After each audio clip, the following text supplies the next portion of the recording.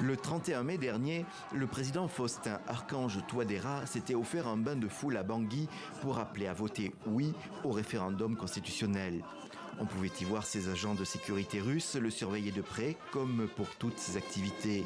En Centrafrique, les hommes du groupe Wagner ont su se rendre indispensables. Mais ces dernières semaines, le départ du pays de quelques contingents de ces mercenaires russes a semé le doute. Et si ses alliés avaient décidé de quitter le pays pour d'autres terrains de bataille? Finalement, le 25 juillet dernier, Evgeny Prigojine, le patron du groupe Wagner en personne, a voulu mettre fin à ces spéculations dans une interview à la chaîne pro-russe Afrique Média. Nous ne diminuons pas et de plus, nous sommes prêts d'ailleurs à augmenter nos différents contingents.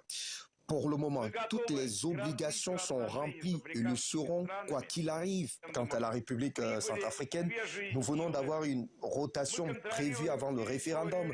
Des forces nouvelles sont arrivées. Nous contrôlons le territoire de la République et sommes d'ailleurs convaincus que les gangs ne pourront pas nuire à la population.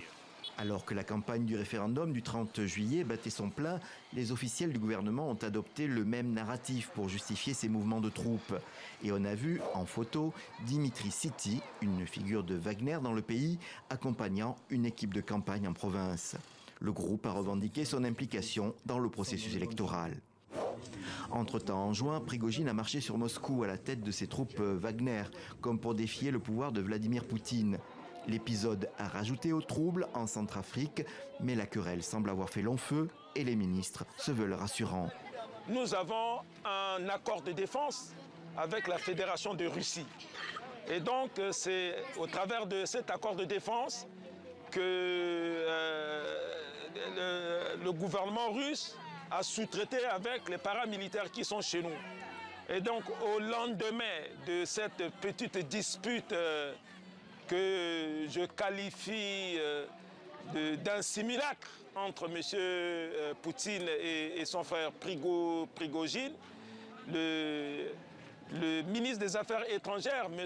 Lavrov, nous a rassurés. Il a téléphoné au président de la République, au ministre des Affaires étrangères, que notre relation militaire, relation de coopération militaire avec la Fédération de Russie va continuer comme d'habitude. Joseph Bendouga, un des opposants les plus farouches en Centrafrique, a fait campagne pour le non au référendum. Lui non plus ne croit pas à un retrait du groupe Wagner du pays à cause des avantages financiers qu'il en retire. Les grandes mines très productrices sont accaparées par les Russes. Mines d'or, mines de diamants, le Rwanda aussi. Parce que c'est eux qui lui fournissent les armes et la main-d'œuvre. La République centrafricaine est devenue la première colonie de la Russie et du Rwanda.